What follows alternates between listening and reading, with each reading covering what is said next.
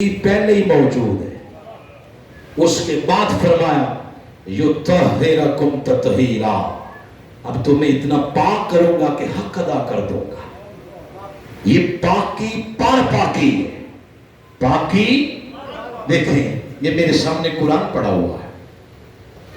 آپ مسجد میں جائیں اور آپ کا دل کرے کہ قرآن کی صحبت میں آ جائیں، اس کو پڑھیں، تو اس کو چھونے کے لیے وضو ضروری ہے. وضو کریں، اس کو کھولیں، پڑھیں. پڑھتے پڑھتے آپ کا وضو ٹوٹ جائے، آپ کی اور قرآن کی صحبت ختم ہو جائے. ساتھ ہی گھڑی پہ نظر پڑی تو اذان ظہر سے بھی کچھ 10 منٹ اوپر جا چکے تھے. تو آپ ڈر گئے، کوئی بندہ مسجد میں آ گیا، اس نے کہا اللہ کے بندے مسجد میں بیٹھے ہو اذان ہی دے دیتے، یہ کیا کیا تم نے؟ وضو کرنے لگے تو ٹائم اور آگے چلا جائے گا. تو فقہا کہتے ہیں کہ اب آپ ایسا کریں، بغیر وضو کے ہی اذان دیں. اب وہ اذان جو آپ نے بغیر وضو کے دی، وہ اذان مسجد میں داخل ہو کے کہ ہندو دے سکتا؟ وضو تو آپ کا بھی کوئی نہیں، آپ نے کیسے دے دی؟ آپ نے اس لیے دی کہ بنیادی طور پر آپ پاک ہیں. جب آپ نے پڑھا لا الہ الا اللہ محمد رسول اللہ، تو بنیادی طور پہ آپ پاک ہو گئے. آپ نے جو اذان دی ہے اس بنیادی طہارت پر انحصار کرتے ہوئے دی ہے، کیونکہ آپ پاک ہیں. لیکن جب قرآن کو چھونا ہے تو وہ پاکی کافی نہیں، اس کے لیے وضو کرنا پڑے گا. اس کو کہتے ہیں پاکی پار پاکی. وضو کرے اور قرآن کو چھو لے. بات جو بتانا مقصد ہے وہ یہ کہ پاکی تو آل پاک میں پہلے سے موجود ہے. اس پاکی پر ایک اور پاکی دی. فرمایا یطہرکم تطہیرا، اے مصطفیٰ کی آن جو پاکیزگی لوگوں کو وضو سے ملتی ہے، لوگوں کو غسل سے ملتی ہے، وہ پاکیزگی اللہ نے تمہارے خمیر کے اندر ویسے رکھ دی ہے. یطہرکم تطہیرا، اس نے کامل طہارت سے نواز کے تمہیں مکمل پاک و صاف کر دیا. کوئی پوچھے قرآن پاک سے کہ ان کو پاکیزگی کیسے ملی، ہمیں بھی کوئی ورد وظیفہ بتا دو. ہماری پوری قوم بھی ورد وظیفوں پہ چلنے والی ہے. کوئی ایسا ٹوٹکا مل جائے صبح اٹھیں تو کھربپتی بنے ہو، شارٹ کٹ، محنت جاتی رہی، جدوجہد جاتی رہی، فطرت کے جو سانچے تھے ان سے سائڈ پہ اتر کے شارٹ کٹ ڈھونڈتے ہیں. تو کوئی کہے کہ کوئی ایسا ورد وظیفہ مل جائے میں بھی پاک ہو جاؤں. آیت بتاتی ہے نادان بندے، یہ پاکیزگی ورد وظیفوں سے نہیں ملتی، تو ان کو کیسے ملی؟ فرمایا انما یرید اللہ، یہ تو اللہ کا وعدہ تھا کہ ان کو پاک کر دو. یہ اس کا فیصلہ تھا کہ ان کو اتنا پاک کر دو، اور اتنا پاک کیا کہ قیامت تک کے لیے ان کو قرآن کے ساتھ جوڑ دیا ہے. حضور صلی اللہ علیہ وسلم نے فرمایا العلی مع القرآن، القرآن مع علی، علی قرآن کے ساتھ، قرآن علی کے ساتھ. تو آقا کب تک؟ کوئی سال 2 سال؟ فرمایا نہیں، یہ کبھی بھی جدا نہیں ہوں گے، کبھی بھی جدا نہیں ہوں گے. لن یفترقا حتی یرد الحوض، حتیٰ کہ حوض کوثر پر بھی میرے پاس یہ دونوں اکٹھے آئیں گے. قرآن علی کی صحبت میں، علی قرآن کی صحبت میں. جب مسجد نبوی میں دروازے بند ہونے لگے، اس کا بھی کر دو، اس کا بھی کر دو، اس کا بھی کر دو، مولا علی کا دروازہ بند کرنے لگے، تو آقا نے فرمایا نہیں، علی کا دروازہ بند نہیں ہوگا. آقا کبھی علی حالت جنابت میں بھی ہو سکتا ہے، حالت جنابت میں مسجد سے گزرنا حرام ہے. فرمایا یہ جو تم نے مسئلہ بتایا درست ہے، حالت جنابت میں مسجد سے گزرنا حرام ہے، یہ تمہارے لیے ہے، مگر علی کے لیے اس حالت میں بھی مسجد سے گزرنا حلال ہے. کیوں؟ یطہرکم تطہیرا. فرمایا تمہارا تخیل بھی وہاں پرواز نہیں کر سکتا کہ میں نے ان کو کتنا پاک کر دیا. اور پھر ارشاد فرمایا آقا علیہ السلام نے فرمایا میں تمہارے اندر دو چیزیں چھوڑ کے جا رہا ہوں. انی ترکت فیکم ثقلین. اب یہ طہارت کے ضمن میں بات کر رہا ہوں, میں موضوع سے ہٹ نہیں رہا. یطہرکم تطہیرا.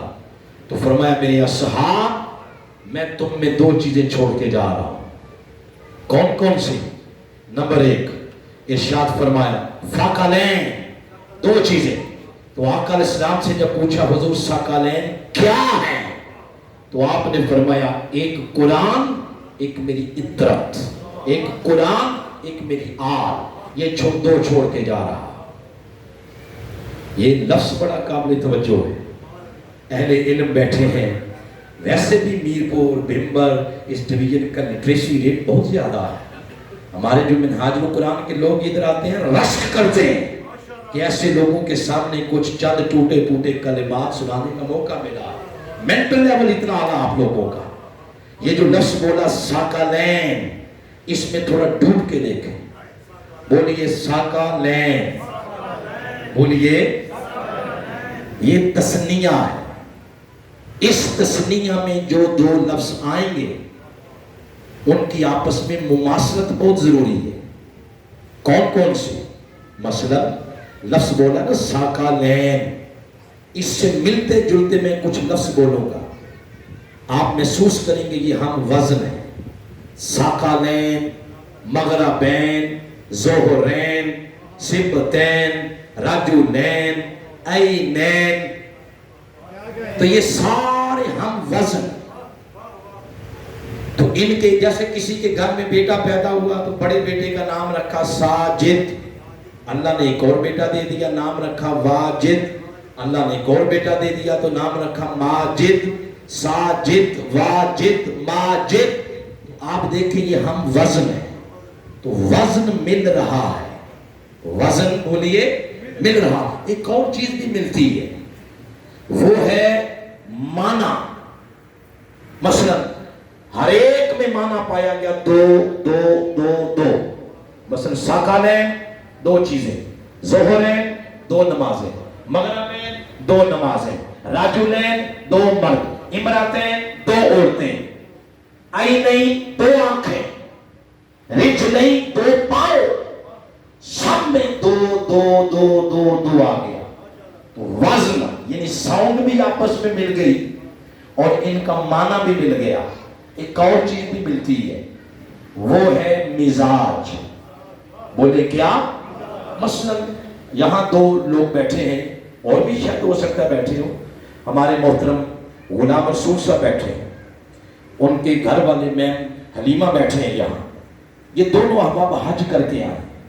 ان سے پوچھیں آپ, ایک دن ایسا آیا ہوگا کہ انہوں نے دو نمازیں اکٹھی پڑھی ہوں گی, ان کو کہتے ہیں ظہرین.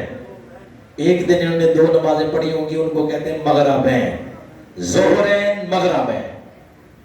تو وہاں کے مفتیوں سے اگر آپ پوچھ لیں کہ آپ نے فجر کو اکیلے چھوڑ دیا ہے اور ظہر کو عصر کو ملا کے کہہ دیا ظہرین, تو ظہر کو فجر کے ساتھ ملائیں نا آپ, اس بیچاری کو اکیلے کیوں چھوڑ دیا ہے؟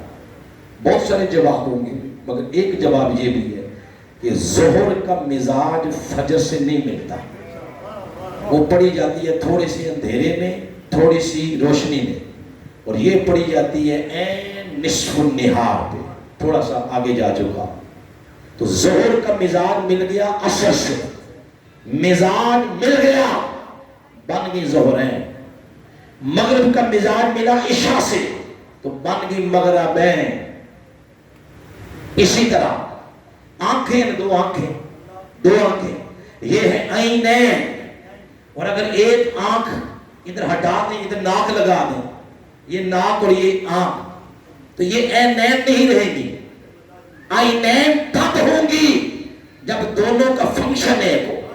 ایک سونگ رہی ہے, ایک سونگ رہا ہے, اور ایک دیکھ رہی ہے. فنکشن بدل گیا. فنکشن ایک ہوگا تو ہوگی عینین. اسی طرح پاؤں ہیں دو, تو دونوں پاؤں کو کہتے ہیں رجلین. ان سے چلا جاتا ہے. ایک پاؤں کی جگہ ہاتھ رکھ دیں تو اب کیا ہے, فنکشن بدل گیا. ایک چلتا ہے, ایک پکڑتا ہے, فنکشن بدل گیا. رجلین نہیں رہیں گے. رجلین تب رہیں گے جب فنکشن ایک ہوگا. تو مزاج ایک مغربین، مزاج ایک ظہرین، فنکشن ایک عینین، فنکشن ایک رجلین. اے میرے آقا ادھر تو بہت ساری چیزیں مل گئیں، تو آپ تو تب یہ جا کے کوئی بن گئی رجلین، کوئی امراتین، کوئی عینین، مزاج ملا تو ظہرین. اے میرے آقا آپ نے قرآن کو اور حسن و حسین کو ملا کے کہا ثقلین. تو حضور یہ تو فرمائیے ان کا آپس میں کیا ملتا ہے؟ ادھر نمازوں کا مزاج مل گیا تھا، ادھر نمازوں کا مزاج ملا، ادھر فنکشن ہے، تو یہ بن گئی رجلین، عینین، ظہرین، مرامین. آقا ادھر کیا ملتا ہے؟ فرمایا سنو، جتنا پاک قرآن ہے اتنی ہی پاک مصطفیٰ کی اولاد ہے.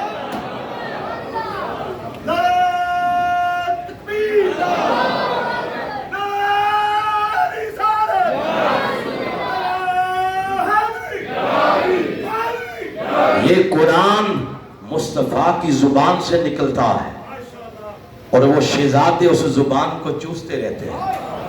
وہ قرآن مصطفیٰ کی سینے پہ اترتا ہے. یہ حدیث سنانا چاہتا ہوں. آقا علیہ السلام نے ارشاد فرمایا ام المومنین حضرت عائشہ صدیقہ رضی اللہ تعالیٰ عنہ راویہ، طبرانی شریف کی حدیث ہے، اور میرے قائد نے کتاب لکھی حدی الثقلین فی مدح الحسنین، اس کے صفحہ نمبر 33 پہ ام المومنین فرماتی ہیں وحی اتر رہی تھی اور جبریل آگے اور قرآن سنا رہے ہیں. ادھر سے حسین آ کے نانا کے سینے پہ بیٹھ گئے، ادھر سے قرآن آ رہا ہے، ادھر سے حسین آ رہا ہے. جو مزاج قرآن کا ہے وہی مزاج آل کا ہے. آج قرآن بھی مظلوم اور آل بھی مظلوم. دنیا میں سب سے بڑی مظلوم کتاب یہ ہے، خریدیں گے شوق سے، پڑھتے نہیں. یہ تو انسان کے جو بیڈ ہوتا ہے نا، اپنا بیڈ، اس کے ساتھ والا ٹیبل پہ ہونی چاہیے کہ فٹافٹ کھولو اس کو پڑھو. یہ ہم نے اتنی اونچی رکھ دی ہے کہ اب یہ اتار ہی نہیں جا رہا، ہاتھ ہی نہ پہنچے وہاں. قرآن بھی مظلوم اور آل بھی مظلوم. آل کربلا میں بھی مظلوم تھے، آل آج بھی مظلوم. آپ دیکھیں نا کسی مجلس میں حسین کا نعرہ کیا لگ جائے، لوگ سمجھتے ہیں شاید شیعہ آ گیا. ارے آپ نے حسین کے ذکر کو اس طرح سائڈ پہ لگا دیا، اس طرح دور کر دیا. صحابہ کرام سر کے تاج ہیں، صحابہ کرام ایمان کا حصہ ہیں، ان کے بغیر ایمان مکمل نہیں ہوتا. مگر آل پاک کوئی شخص 10 محرم کو بھی اس کو توفیق نہ ہو اس آل کی ذکر کی، اس کو اپنے ایمان پہ غور کرنا چاہیے. لوگوں میں پورے وثوق سے یہ بات کر رہا ہوں، پورے تجکل سے بات کر رہا ہوں. ایمان ملتا بھی پنج تن پاک کی محبت کے صدقے میں ہے، اور ملا ہوا ایمان بچتا بھی پنج تن پاک کی محبت کے صدقے میں. یہ ایمان نہیں، یہ ان ہستیوں کی محبت ایمان کا حصہ نہیں تو سمجھے کچھ بھی نہیں. یہ وجہ ایک ایک والد، ایک ایک والدہ کو میرے آقا نے پیغام دیا ہے. میکسیمم والدین بھی بیٹھے ہیں، کئیوں کے بچے ساتھ آ گئے، کئیوں کے گھر میں ہیں. جن کے آ گئے مبارک ہو، نہیں جن کے آئے ان کی جا کے تربیت کریں. آقا علیہ السلام نے فرمایا ایک ایک والد، ایک ایک والدہ سن لے، اتبوا اولادکم علی ثلاث خصال. فرمایا 3 چیزیں اپنے بچوں کو گھٹی میں دو. تمہارے گھر کے ماحول سے یہ چیزیں بچوں میں ٹرانسفر ہونی چاہیے. اگر گھر کے ماحول سے یہ چیزیں بچوں کو ٹرانسفر نہیں ہوئی تو پھر وہ گھر نہیں ہے، وہ قبرستان ہے، وہ مردہ خانہ. 3 چیزیں والدین اپنے بچوں کو گھر کے ماحول سے دے. نمبر 1 فرمایا حب نبی قوم، اپنے نبی کی محبت، وحب آل بیت ہی، اور میری آل کی محبت، وقراءت القرآن، اور قرآن کی قرات. جس گھر میں 24 گھنٹوں میں کسی ایک وقت بھی ماں اور باپ نے بچوں کو بٹھا کے میرے آقا کی بات نہیں سنا، میرے آقا کی آل کی بات نہیں سنائی، बच्चों से कुरान न सुना, न सुनाया, न पूछा। अरे वो घर नहीं, मुसलमानों का घर हो तो ये तीन चीजें घर के माहौल से बच्चों में ट्रांसफर होनी चाहिए। ये क्यों फरमाया? इसलिए कि ये दज्जाली दौर है। आका की निगाह नबूवत देख रही थी, तुम ईमान को बचाना चाहोगे तो बड़ी मुश्किल से बचेगा। दज्जाली दौर, दज्जाली फितने इतने उरूज पर हैं कि देखे ना चाहते हुए भी बुराई आंखों के सामने आ रही है, ना चाहते हुए। इस वक्त बच्चेगा वही जिसके दिल में मोहब्बत का बीज, हुब्बे रसूल, हुब्बे अहले बैत और कुरान की मोहब्बत का लगा हो। जो आपने बचपन में बीज लगाना, फिजिकली जो बच्चा जवान होगा उधर उसका जिस्म फिजिकली बलवान चलेगा। जब उसकी मोहब्बत इश्क उरूज पे पहुंचेगी, उसकी मोहब्बत गलियों में धक्के नहीं खाएगी, उसकी मोहब्बत का किबला और काबा मोहम्मद मुस्तफा हो। ये घर के माहौल से मिलनी चाहिए। ऐ मेरे जवान साथियों, जहां पे बात खत्म करना चाहता हूं, याद रखें कयामत तक अब कोई सहाबी दुनिया में नहीं आ सकता। ये शर्फे सहाबियत जिनको मिलना था मिल गया। अब कोई दूसरा अबू बकर का दावेदार बनने का दावेदार नहीं हो सकता। ये शर्फ जिन मुकद्दस हस्तियों को मिलना था मिल गया। लेकिन कयामत तक दो चीजें उम्मत में जरूर रहेंगी जो उम्मत को गुमराह नहीं होने देगी। एक मुस्तफा की आल है और दूसरा मुस्तफा का दिया हुआ कुरान है। ये कयामत तक रहेगा, ताहा कि आखिरी फातिमी शहजादा दुनिया में ना आ जाए जिसका नाम हजरत इमाम मोहम्मद महदी अलैहिस्सलाम है। जब तशरीफ लाएंगे गलबे दीन का ख्वाब शर्मिंदा ताबीर हो जाएगा, इस्लाम पूरी दुनिया पे नाफिज हो जाएगा। यहां तक दौरे फितन के आप चैप्टर पढ़े हदीस में, यहां तक आता है दरख्त बोलेगा मेरे पीछे यहूदी छुपा है, उसको मार दिया जाए। गलबे इस्लाम का ख्वाब शर्मिंदा ताबीर हो जाएगा। इसलिए जवान साथियों, दज्जाली दौर है, ईमान को बचाना मुश्किल। ऐ मेरी बहनों, मेरे भाइयों, इस वक्त बुराई घर घर में दाखिल हो चुकी है। इंटरनेट की शक्ल में, मोबाइल की शक्ल में, इलेक्ट्रॉनिक मीडिया की शक्ल में, प्रिंट मीडिया की शक्ल में। ईमान सख्त मुश्किल हो गया बचाना। ये सारी चीजें दज्जाली ताकतों के सोर्स है ताकि बच्चों, मुसलमान बच्चों का ईमान खरीदा जाए। आप दज्जाली ताकतों का रस्सा हमवार ना करें। आपने और हमने मिलकर इमाम मोहम्मद महदी का रास्ता हमवार करना। और मैं आपको अपनी बात बताता हूं, हमें जो चीज इस तहरीक के अंदर खींच के लाई है, मेरे कायद फरमाते हैं मेरे अल्लाह ने मुझे ये दिखाया है, ख्वाब में दिखाया है। कुर्बे कयामत जो शख्स मिनहाजुल कुरान का मौजूद होगा उसको इमाम मोहम्मद महदी के काफिले के साथ मिला दिया जाएगा। ये तहरीक एक सदी के लिए नहीं बनी। जज्बाती तहरीकें जो बनती हैं वो मिट जाती हैं। ये फितरत के कवानीन के सांचे में ढल के बनी है। ये किसी एक सदी के लिए नहीं। मिनहाजुल कुरान का पैगाम सदी दर सदी आगे जाएगा। और ये सदी जिसमें आज हम बैठे हुए हैं, ये सदी है ही डॉक्टर ताहिरुल कादरी की।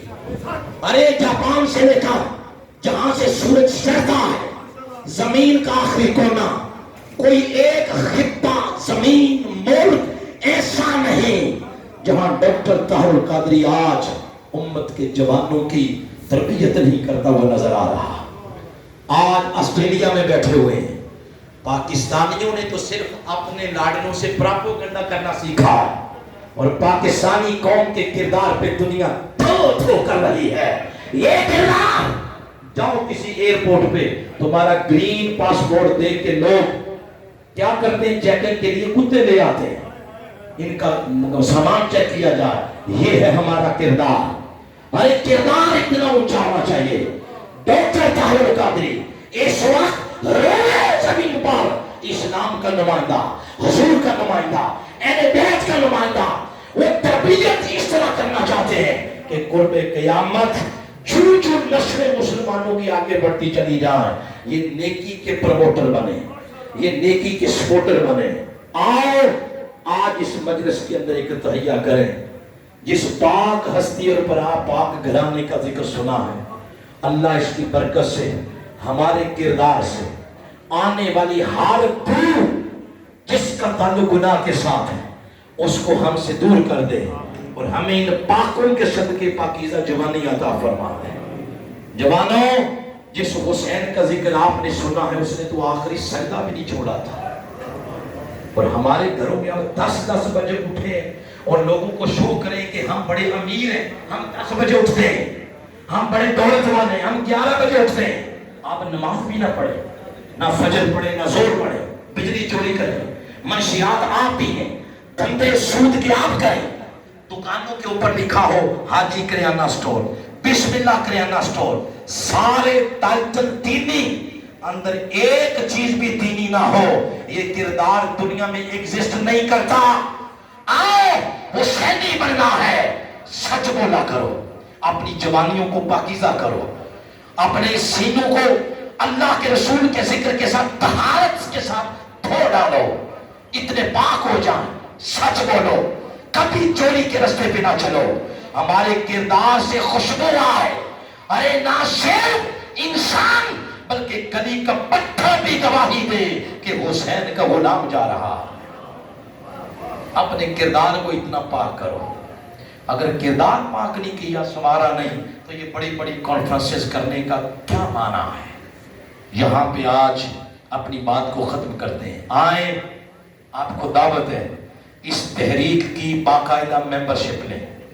یہ قافلے عشق و مستی ہے، نہ رکا ہے، نہ جھکا ہے، نہ بکا ہے، پانی زیر زمین چلتا رہتا ہے، جہاں نرم زمین لگتی ہے چشمہ ابل آتا ہے۔ وقت آئے گا، ہمیں اس بات پہ یقین ہے، ان اللہ لا یضیع اجر المحسنین، اللہ محنت ضائع نہیں کرتا۔ جوانی سال اس مرتے کلندر نے اپنے جگر کا خون دیا ہے، اس نے محنت کی ہے، انشاءاللہ وقت آئے گا، اس دھرتی سے طاغوت کے پرچم نیچے آئیں گے، اندھیرے دور ہوں گے، اور لہرانے والا پرچم صرف حسین کے نانا جان کا نظر آئے گا۔